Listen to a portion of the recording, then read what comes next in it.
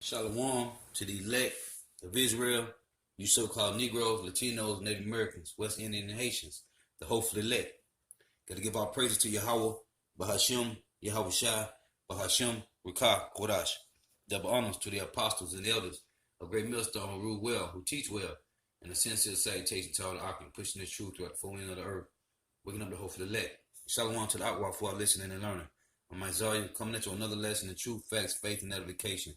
And this is a lesson about how North America, Babylon the Great, the virgin daughter of Babylon, mystery of Babylon, the Roman Empire revived, is being destroyed, man. It's falling, it's crumbling, it's sinking, okay? It is destroyed, man. It's crumbling fast. It's sinking fast. It is falling, okay? Babylon the Great is falling, man, on every level. Lord, wouldn't it be edifying? For you to know that they exist. People all across the country working in jobs once considered middle class, but now living far below a middle class lifestyle. How did this dramatic income inequality happen on such a wide scale? And what can be done about it? Here's ABC's Diane Sawyer. Boy, the way Glenn Miller played. Songs that made the hit parade. Return with us to the sights and sounds of Archie Bunker's neighborhood. 30 years ago, the television symbol of living in the American working class. Call Rudy in California. On the phone? No, we just open up the window and howl. Here's Archie's house today, the blue one on the right.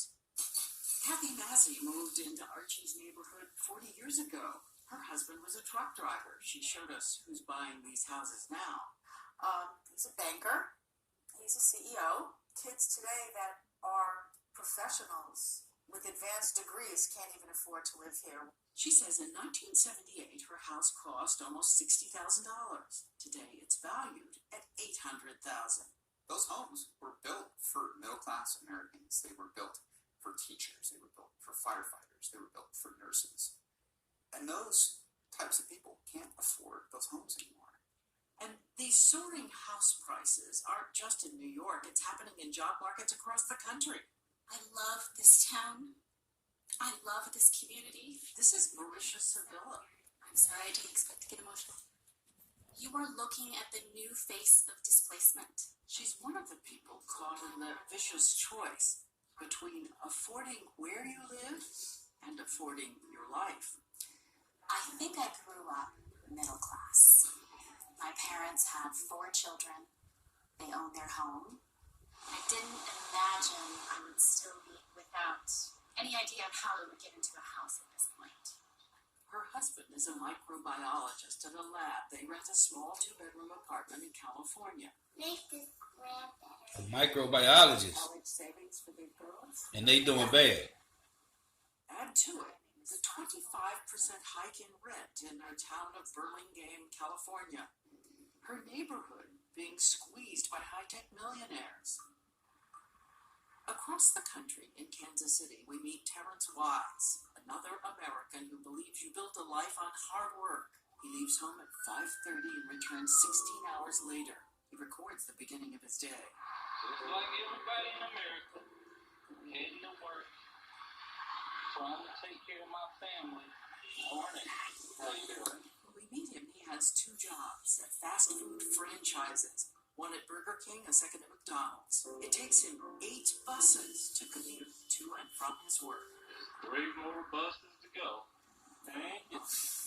And there's a big change in the fast food worker. Back in 1980, the majority of fast food workers were teenagers. But today, 75% of these workers are in their 20s or older, a third of them with children.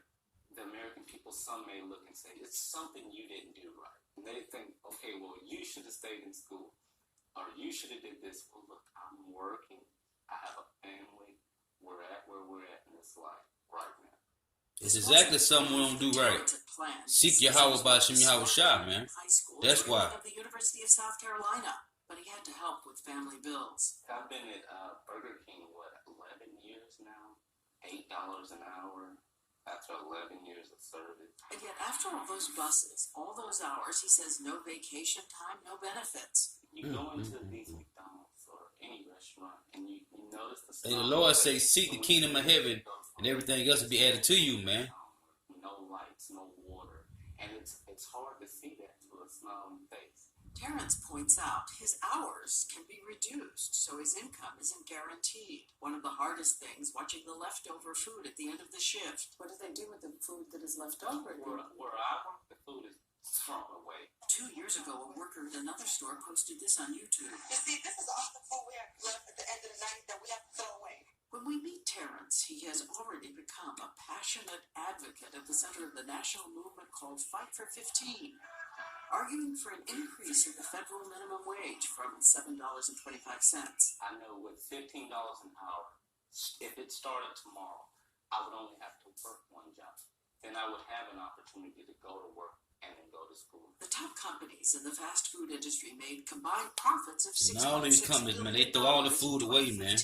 But one study shows They throw all the food away at the end of the night at all these restaurants. Getting some form of public assistance. Is this a way taxpayers are subsidizing the industry? Nobody wants to get food stamps. I want to go in and pull out my cash and buy my food and have insurance through my job. And again, he says, a little more makes so much difference. To go see a movie. I haven't been to the movie since The Matrix. And I don't know if you know how old that movie is. Yeah, this is our stuff. There has always been income inequality in America, but as we said, today it's more extreme. Take Silicon Valley, the high-tech companies with the golden names, where employees get free food, any kind, as much as they want, free dry cleaning, gyms on site, and right there, all around them, thousands of other people also working very hard in the shadows.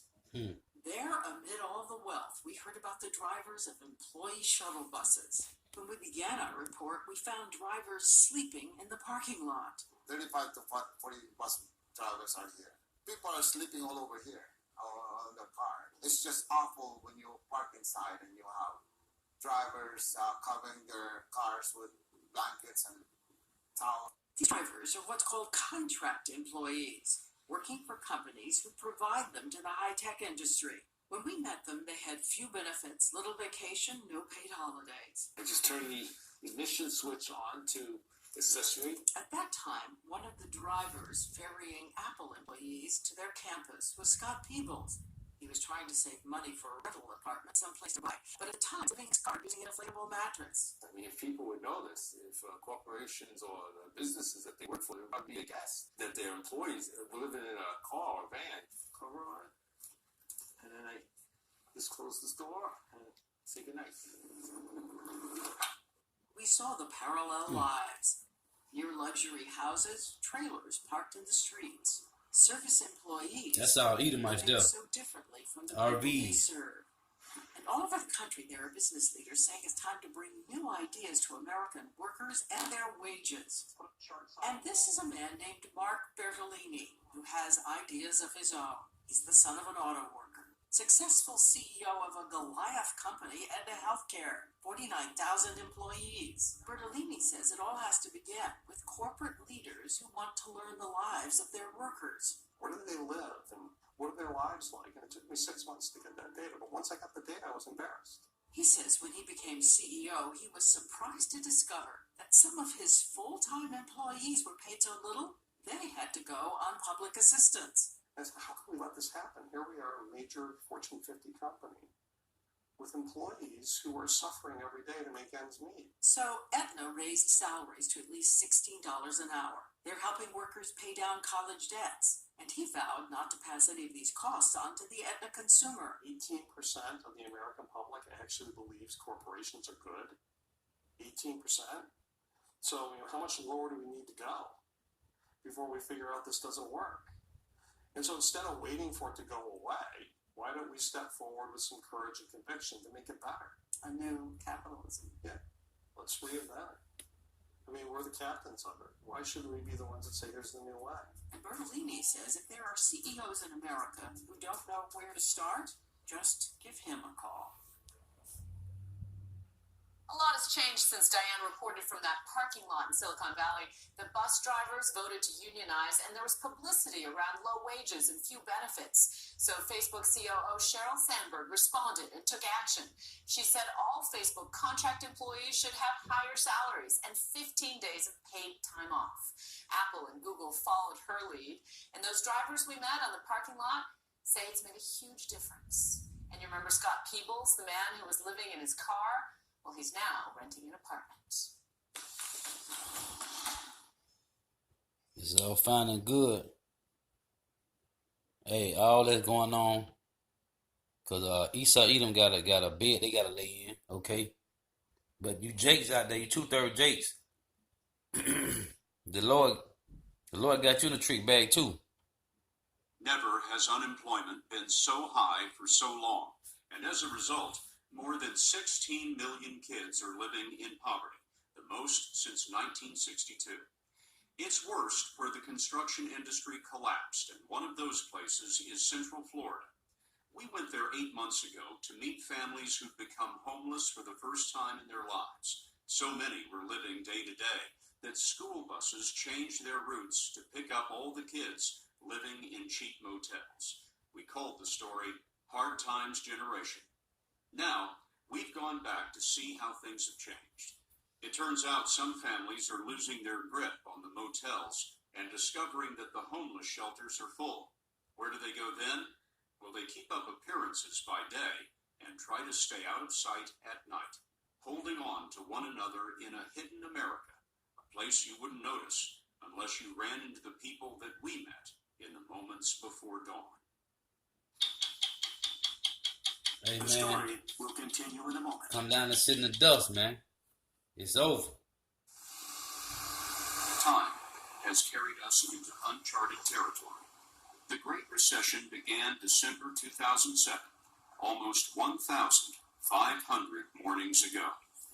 If you were rushing to work this morning in Seminole County, Florida, it's not likely you'd notice the truck or hear the children getting ready for school. In the clear bin, we have dirty laundry. In that one, there's tools that we might need. All these bank bags are storage of this and that. Like shampoo. And over here is food. So you're really not heating up food so much. You're eating out of cans? Yep. This is the home of the Metzger family.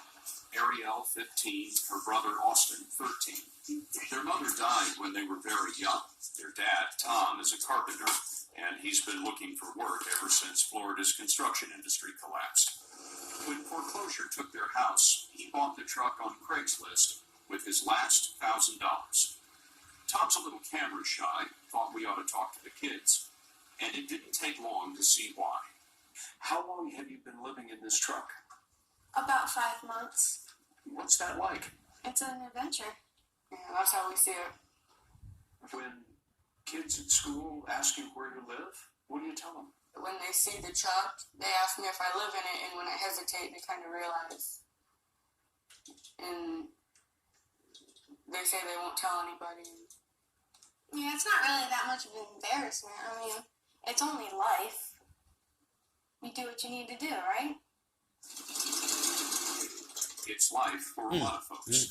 The number of kids in poverty in America is pushing toward 25%, 1 out of 4.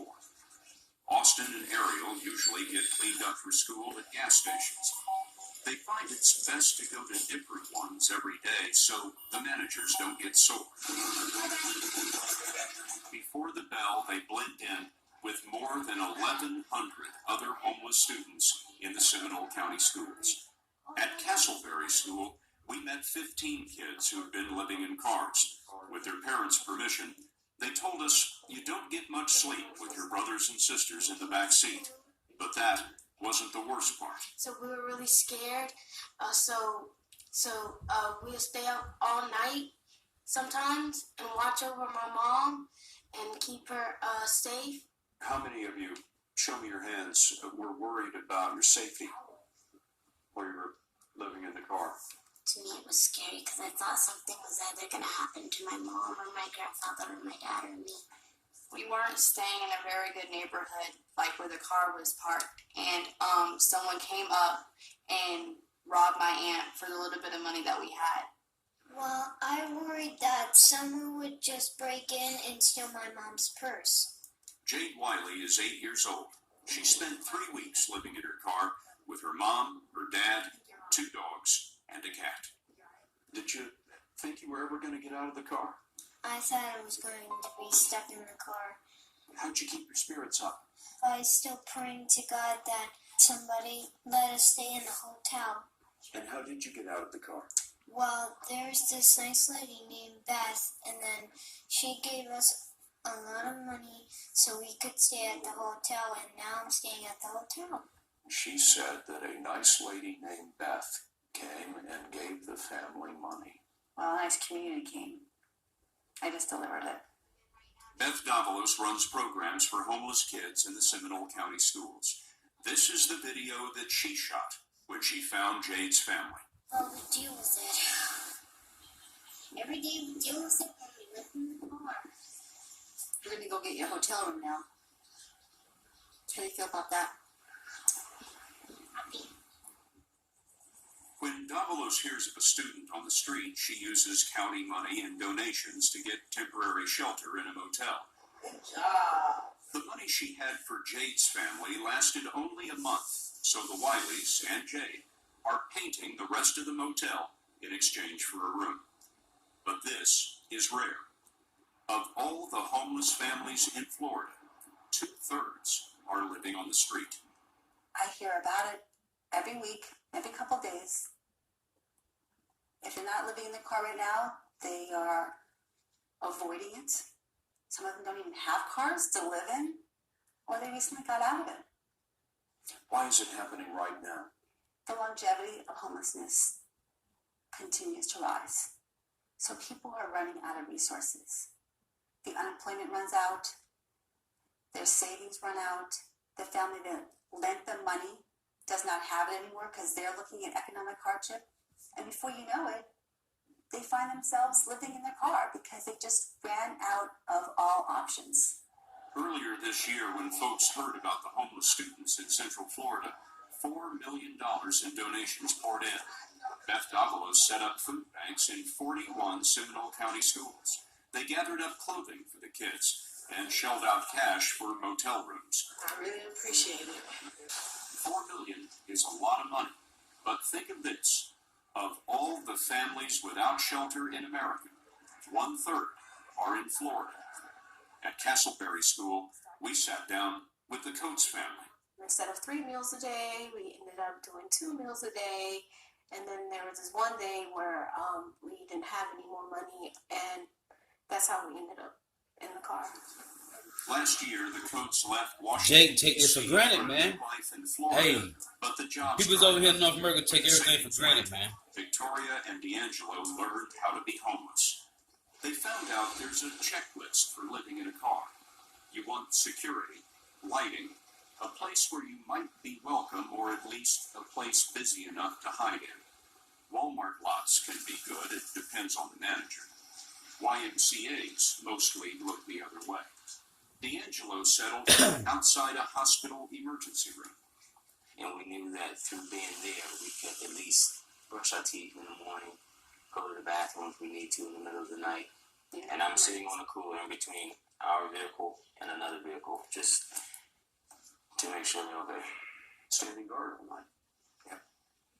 D'Angelo, what does a man think about sitting on a cooler all night with his family in the car next to him? At that moment, I guess I feel less than a dad, I guess I can say, or as a husband, because I'm not able to provide for my family. Going into that car really did something to me. I felt helpless. I felt like I couldn't help my children. I am willing to bet that the whole time you were in the car, you didn't cry once, did you? Not in front of these guys.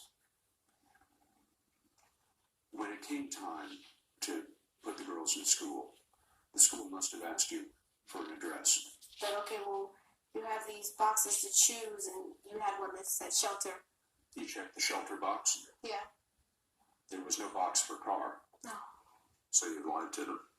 Basically, You do what you have to do. there is not an option to take my girls away. I wonder if some of these families are hiding from the system, hiding from you. Yeah.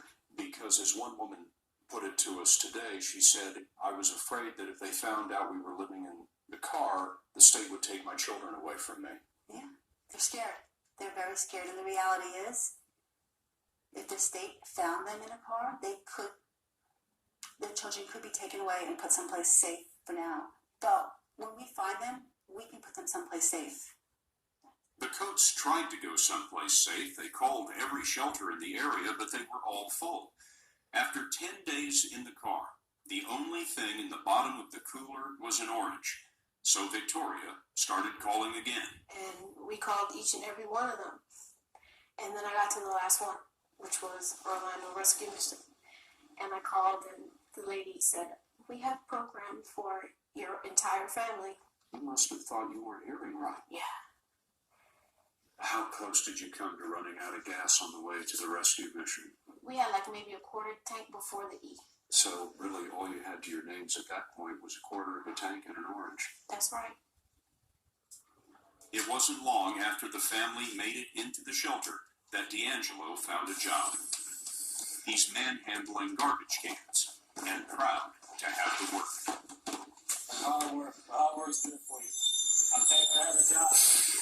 With help from his employer, they hope to get Jamie, Jamia, and Jayla in a home of their own by Christmas.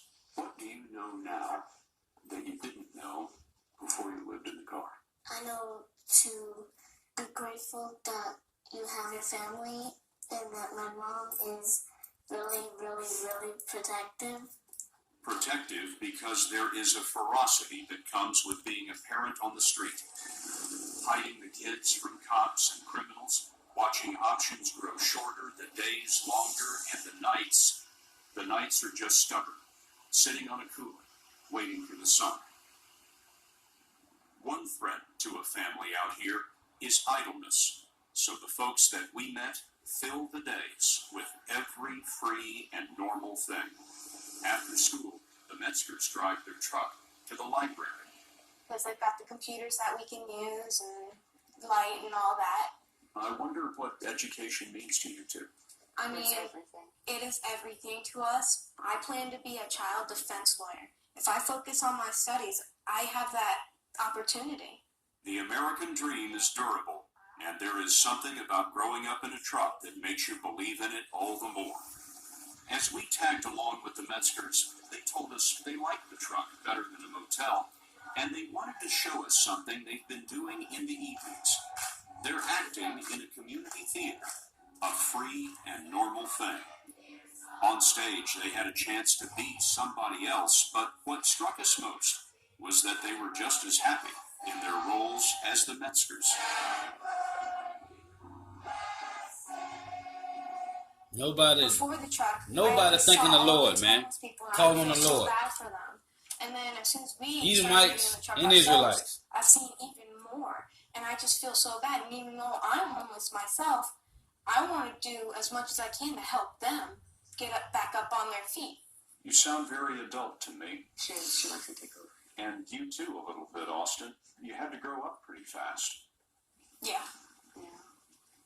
Every time I see a teenager or any other kid fighting with their parents or arguing with them and not doing what they're told, it really hurts me because they could be in my shoes, and of course I don't want them to be in my shoes, but they need to learn to appreciate what they have and who they have in their life because it may be the last day they might have it.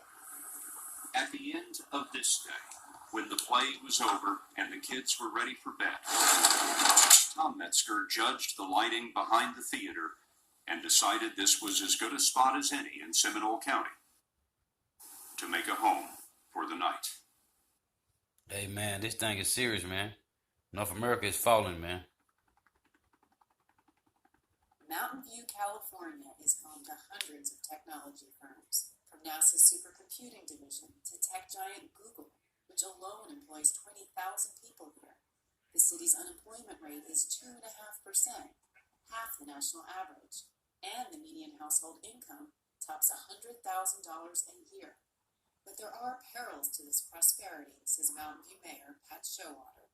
So many people have come here that their rents, just because of supply and demand, have gone through the roof. The median rent for an apartment or house is $4,390 a month, a 54% jump since 2012. It doesn't matter whether you make, you make $100,000 or not. You haven't planned for a 54% rent increase, and it's caused a lot of people to be displaced. A small but growing number of the city's 80,000 residents are now living in recreational vehicles, vans, and cars, like these on the street next to a park. This is my home, and I'm happy here. 59-year-old Scott Whaley moved out of his Rejoice and be glad, O daughters of Edom. last November when he lost his job as a property manager. I just moved into my van. I said, until I can find a place. This is my bedroom back here. Whaley now lives in this used 1997 RV he bought for $10,000, depleting his savings. Yes, I would love to have a home, however, this is my home. I'm not homeless. A couple miles away, across from an office park, Marcia Chrisley also makes her home in an RV. And this is bigger than some of the studios that you've looked at. It is. Even though she earns $65,000 a year as an environmental consultant for NASA, Chrisley says it's not enough to support her and husband Dennis, who's looking for work. The only apartment we've looked at so far that looks like it was in a safe neighborhood for almost $100 a month. Hey. So that's a huge portion of the salary. Downfall of North America, man. Other conveniences. I still can only afford the things I could afford when I was making minimum wage because everything else goes to rent. The Chrisleys try to park their RV in a proper campsite, but the only facility in Mountain View that provided power and water hookups is now a construction site. It closed last year after a developer bought the property to build $1 million townhouses. This summer, the city of Mountain View counted 100. Welcome to our world, Esau. Used as homes. It's very difficult to get good numbers because homeless individuals are often trying to remain hidden. Tom Myers is executive director of Mountain View's Community Services Agency. People living in vehicles to this type of degree and number is completely new and completely unheard of in this community. Hey, when you see these Edomites go to a food bank, hey man, it's serious, man. Something that we are really, as a community, ill-equipped to be able to handle. Delmy Ruiz is preparing dinner in the cramped RV she moved into with her husband and 3 kids last November. Ruiz has worked as a housekeeper in Mountain View for 10 years. Her husband cleans offices. She says the landlord of her last apartment raised their rent 3 times in the year before they moved out. The rent started increasing, and we were no longer able to pay Look for at it. Jay. So why do you stay in Mountain View? Because we've always lived in Mountain View. None of these people, I'm talking about these Israelites, because it was cheap. they don't call on the Lord, man. They ain't seeking the Lord. For other displaced residents who choose to stay in Mountain View, even an RV is too expensive.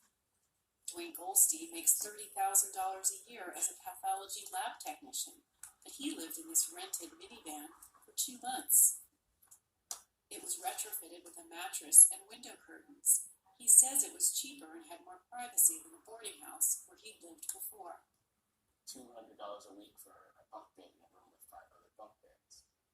He saved money, but it wasn't easy. I really had to sit down and be honest with myself and say, could I get up every day and take the necessary, discipline to not eat after a certain hour, make sure that I charge my devices every evening, get up in time to, if I need to move the van because of parking tickets, so forth, do that. On top of the everyday rigors of, getting dressed and being presentable for my employment. To keep himself clean, Man, what he showering at, man? $35 a month, Goldstein joined a 24-hour gym with showers. Okay. It's usually cold in the evening times when I go. See what I'm saying? Come in, so Jake ain't calling on the Lord, man. They ain't seeking their power. I'll take to the laundromat once a week.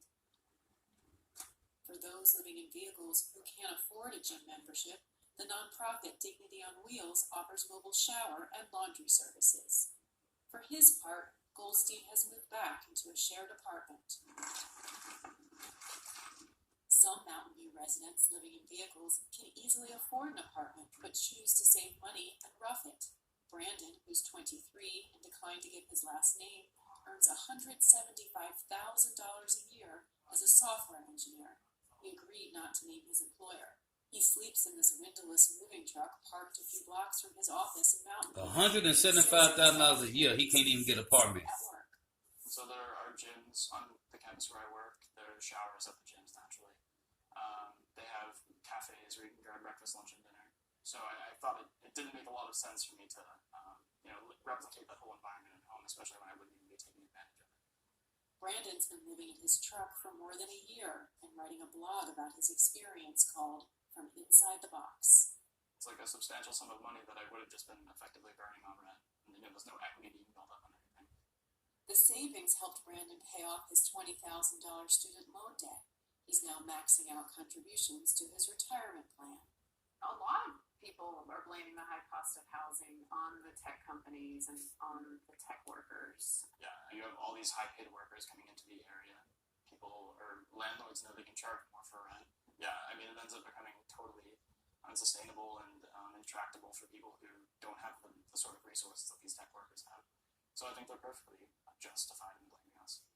As the largest employer in Mountain View, Google recognizes its high salaries have contributed to an inflated housing market. Rebecca Prozan is a public policy manager at the company's San Francisco office.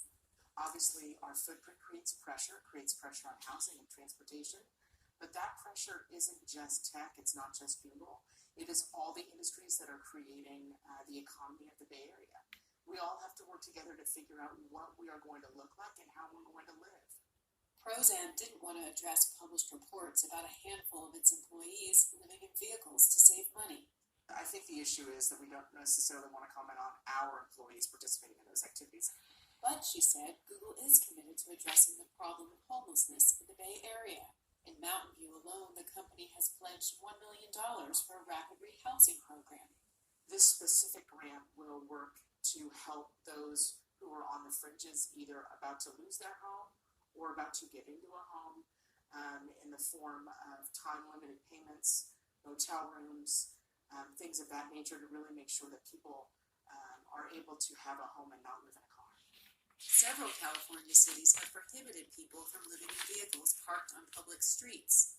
But in 2014, a federal appeals court struck down a Los Angeles law that it said, quote, opens the door to discriminatory enforcement against the homeless and the poor. That caused LA and other cities to rescind their bans. Certainly Mountain View officials hear their share of complaints. I have mixed feelings. I feel sorry for the people that are there, but it's kind of, we pay a ton of rent to live in our building, so it's kind of like a lot of garbage and kind of stuff. The sites I saw were mostly clean. People living in vehicles say the police have been tolerant. Mountain View Mayor Pat Showalter says her approach is to offer help, not punishment. The intent is to get everybody the shelter that they need. It just doesn't seem like impounding somebody's vehicle, charging them many, many dollars to get it back when they don't have much money to start with. And it just seems like, how does that help? What's the value in that? There it is, man. Okay? These people are destroyed, man. Catching hell. People are catching hell out here, man. Hey, and especially Jake, man. Jake ain't trusting in Yahweh Bashim Yahushua, man. And you're going to be destroyed. Okay? You're going to be destroyed, man. This is Proverbs chapter 30 and verse 7. 2 things have I required of thee. Deny me them not before I die. Verse 8. Remove far from me vanity and lies. Give me neither poverty nor riches. Feed me with food convenient for me. Lest I be fool and deny thee and say, who is the Lord Yahweh, Bahashem Yahweh Shah? But lest I be poor and steal and take the name of my power in vain. So, hey, man, hey, this is, Solomon say, give me neither poverty nor riches. Feed me with food convenient for me, man. So when you trust in this system, man, this is the results, man. When you trust in Esau, Edom, and you don't put your trust in Yahweh, Bahashem Yahweh Shah, hey, man, this is the results. Isaiah 30:1. Woe to the rebellious children, said the Lord Yahweh, that take counsel, but not of me, and that cover with a covering, but not of my spirit, that they may add sin to sin. That walk to go down into Egypt, and have not asked at my mouth, to strengthen themselves in the strength of Pharaoh, and to trust in the shadow of Egypt. Okay? Therefore shall the strength of Pharaoh be your shame, and the trust in the shadow of Egypt your confusion. So these people, man, you're going to be destroyed, man. Okay, you see Jakes on here, you see Edomites on here. Now for the Edomites, Deuteronomy 30:7, the Lord said that he was going to, let me read it. It's Deuteronomy chapter 30 and verse 7. And it reads, and the Lord Yahweh thy power will put all these curses upon thy enemies and on them that hate thee, which persecuted thee. How we know who our enemies is? Deuteronomy 28:48. Therefore thou shalt serve thy enemies, which the Lord shall send against thee in hunger and in thirst and in nakedness and in the want of all things, man. Food, clothes, water, transportation, housing, jobs, everything, man. And he shall put a yoke of iron upon thy neck until he have destroyed thee. That's Deuteronomy 28:48. Okay? So we shall serve our enemy in the want of all things, man. He shall put a yoke of iron on our neck. So when you read verse Deuteronomy 30:7, and the Lord Yahweh thy power will put all these curses upon thy enemies and on them that hate thee, which persecuted thee. And that's all the heathen nations, man. Okay? 18 nations on the earth. The Lord created 18 nations. One nation, the 12 tribes of Israel makes one nation. The other 17 nations, they all hate us, man. Okay? They all hate us, man. So, in this video, you see you got some Jakes and you got some Edomites. Hey, that's their judgment, man. The Edomites definitely gonna get it, man. Okay? But I'm talking about these Jakes, man. These 2/3 of Jakes. I'm talking about they only have the orange and a quarter tank of gas, man. Hey, you don't trust in Yahweh Bahashem Yahweh Shah. So, that's the results, man. This is Isaiah 31, verse 1. Woe to them that go down to Egypt for help and stay on horses and trust in chariots because they are many, and in horses because they are very strong. But they look not unto the Holy One of Israel, neither seek the Lord Yahweh. So that's it, man. You trust in this system, man. You trust in Esau, Edom. Okay, our people don't put their trust in Yahweh Bahashem Yahweh Shah, man. They are destroyed, man. So the Lord gonna jack you up on every level. Because Babylon the Great is done, man. It's falling. And you see it's more Edomites. I don't care where you go at, man. It's more Edomites that's falling than Israelites, man. Okay, the Lord got a different spirit in the earth now, man.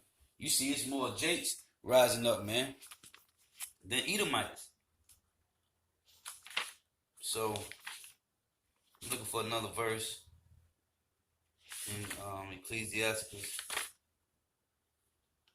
Because these things is coming, man. And Jake ain't paying attention to what's really going on. And they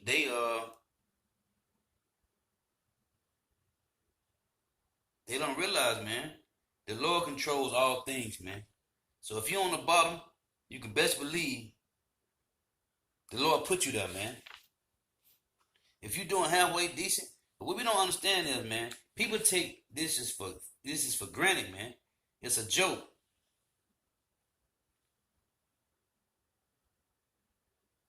Let me read this one. This is Ecclesiastes chapter 18, verse 33.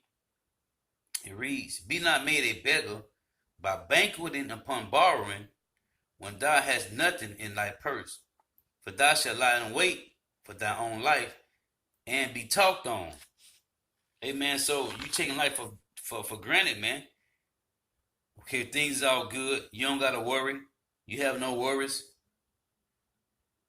Guess what? The Lord will take that from you, man. The Lord will put you on the bottom real fast, man. I'm looking for another one.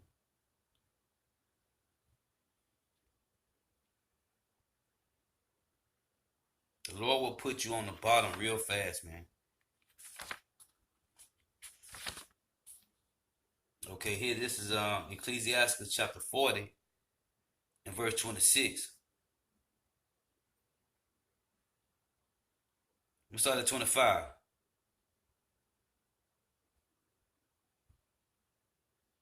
Gold and silver make the foot stand sure, but counsel is esteemed above them both. Okay? What counsel, man? It's wisdom not to understand of Yahweh Ba'ashem Yahweh Shah. Riches and strength lift up the heart, but the fear of the Lord is above them both. There is no want in the fear of the Lord, and it needeth not to seek help. The fear of the Lord is a fruitful garden, and covereth him above all glory. So when you trust in Yahweh Ba'ashem Yahweh Shah, man, there is no worries, man. Okay, the Lord say in Matthew 6 and 33, "Seek ye the kingdom of heaven, man, the kingdom of God, the kingdom of Yahweh, and everything else will be added to you, man. My son, lead not a beggar's life, for better is it to die than to beg.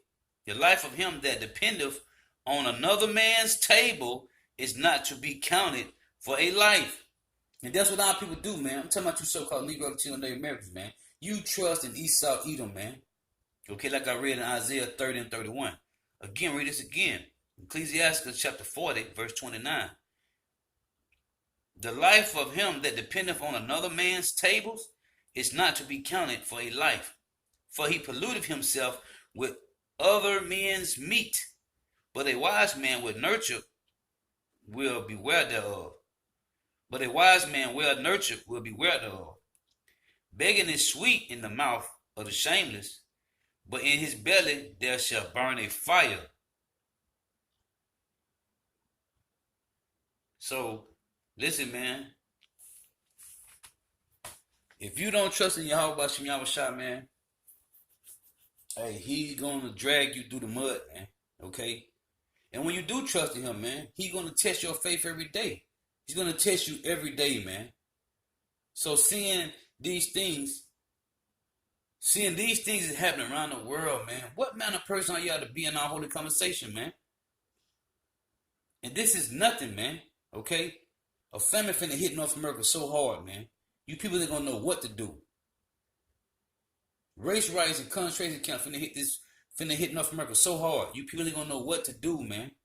Destruction is finna hit North America so hard. You people ain't gonna know what to do, man.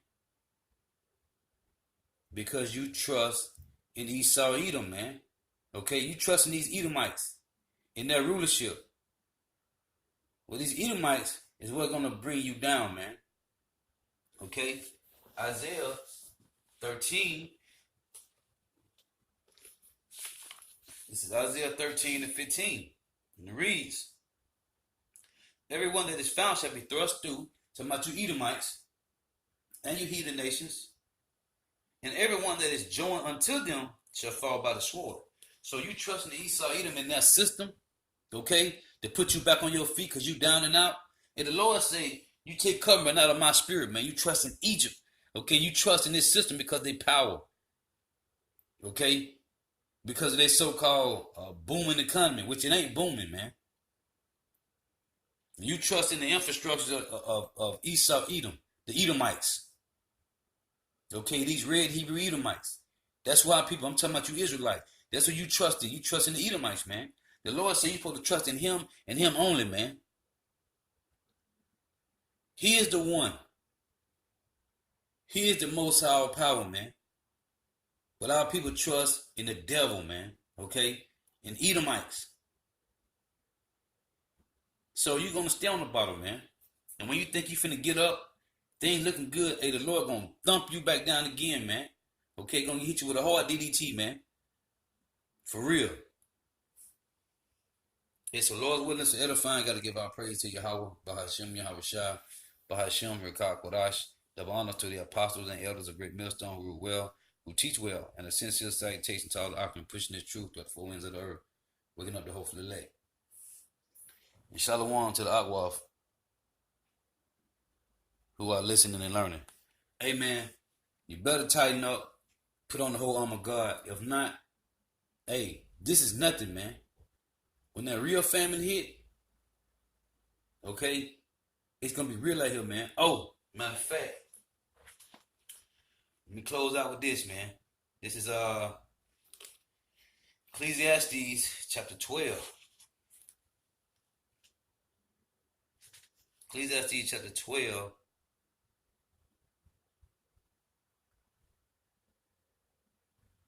I'm gonna start at verse 2. While the sun or the light or the moon or the stars be not darkened, nor the clouds return after the rain. In the day when the keepers of the house shall tremble, and the strong men shall bow themselves, and the grinders cease because they are few, meaning the jobs, they're gonna be gone, and those that look out of the windows be darkened, and the doors shall be shut in the streets, when the sound of the grinding is low. Hey man, that's talking about ain't gonna be no more work, man. Everything gonna be done, man. Okay, Isaiah 47:1, come down and send the dust of virgin daughter of Babylon, man. Okay? These things are going, man. They going fast. When you look at all the businesses that done closed, that's been closing since 2015, man, you will see, man. Okay? It's thousands of businesses, man, that's closing, man. To my Walmart, Sam Clubs, and all type of stores, man. Kmart's, Sears, JCPenney's, all these stores. It's thousands of companies, man, that's shutting down, man. Okay? The grinding is ceasing, man. Okay? The grinding is low, man. It's a Lord willing, is edifying. Shalom.